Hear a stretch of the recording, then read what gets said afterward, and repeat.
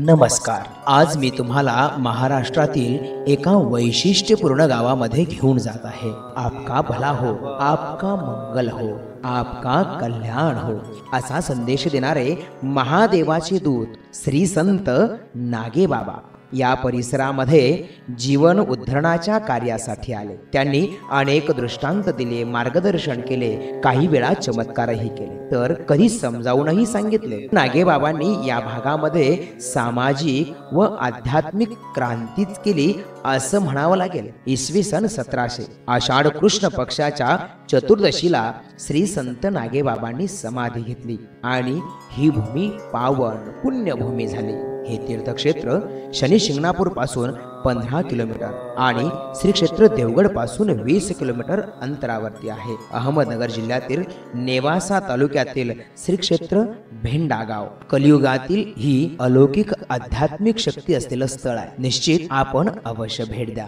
व आध्यात्मिक परिपूर्णतेची अनुभूती घ्या. जय नागेबाबा.